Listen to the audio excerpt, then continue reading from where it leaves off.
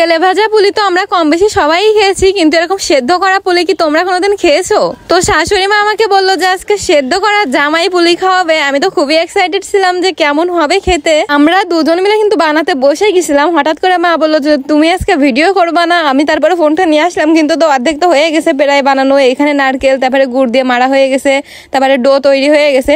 তো যেরকম ভাবে হচ্ছে আমরা চালের গুঁড়ার পিঠা বানাই না, তেমন ভাবে একদম। তারপরে রুটি শেপ দিয়ে তারপরে পুলি পিঠা আমরা যেরকমটাই বানাই সেরকম, কিন্তু এই পুলিটা তো ভাজা হয় না, এটা হচ্ছে সেদ্ধ করা হয়। তো দেখতে পাচ্ছ এটা তো হাত দিয়েই করা যায় মুখ। তারপরে মার কাছ থেকে দেখে দেখে আমিও হচ্ছে একা একা হাত দিয়ে করছিলাম। আমারগুলো বেশি একটা সুন্দর হয়নি।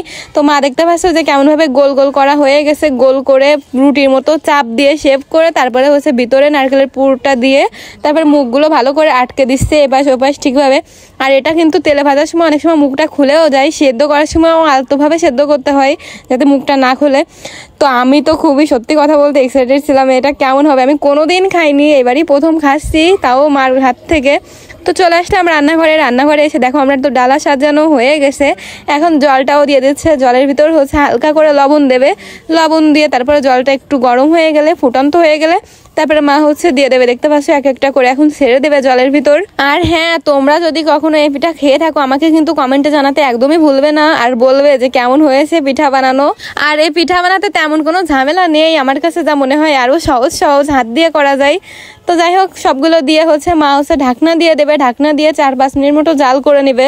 তো আমি বলছিলাম কবে হবে কখন হবে। তো 3-4 মিনিট পরে মা হচ্ছে ঢাকনা খুলে দেখলো যে হয়ে গেছে আমাদের প্রায়। আর ভাজা পুলিটা কেমন হয়, ভাজা পুলিটা তো আমরা হচ্ছে নারকেল আর চিনি দিয়ে করি, ওটা তেলে ভাজি করতে হয়। ওটা কিন্তু আমার বেশ ভালোই লাগে, এটা কেমন লাগে সেটাই দেখার পালা। তো এখানে সেদ্ধ করা হয়ে গেছে, সেদ্ধটা হয়ে গেলে মা এখন চালনে হচ্ছে ঢেলে নেবে সম্পূর্ণটা। আর আমি ওখানে জগ নিয়ে রেডি আছি ঠান্ডা জল ঢালার জন্য। ঠান্ডা জল না দিলে তো পিঠাগুলো লেগে যাবে একটার সাথে আরেকটা। মা ঢালার সাথে সাথে মার কাছে জগটা আমি দিয়ে দিলাম, আর মা তখন হচ্ছে জগ থেকে জল বড় করে ঢেলে দিল পিঠার উপর। দেখতে পাচ্ছ কি সুন্দর হয়েছে না পিঠাগুলো। আর খেতে কেমন হবে আমি কিন্তু এখনো জানি না, তোমাদের লাস্টে যে বলবো যে খেতে কেমন হয় এটা। তারপরে মা উঠিয়ে হচ্ছে আরেকটা জিনিসের পর মানে আরেকটা কিছুর ওপর রেখে দেবে যাতে জলটা ঝরে যায়।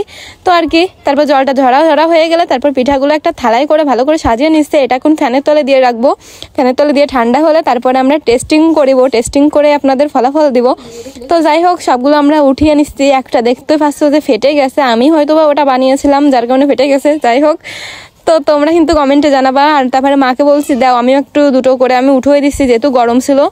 তা মাকে আমি একটু সাহায্য করলাম, তারপরে মাকে বললাম তুমি একটু টেস্ট করো। ঘরে নিয়ে চলে আসলাম, ফ্যানের তলে দিয়ে ঠান্ডাও হয়ে গেছিল। তারপরে মা একটা টেস্ট করলো, আমিও টেস্ট করছিলাম। আমার গালের ভিতর লেগে যাচ্ছিল মাড়ির এপাশে ওপাশে। যাই হোক, আমার তেমন একটা পছন্দ হয়নি, ভাজাটাই আমার কাছে বেস্ট লাগে। তোমাদের কোনটা ভালো লাগে কমেন্টে জানাবা। তো ভিডিওটা দেখার জন্য ধন্যবাদ, টাটা।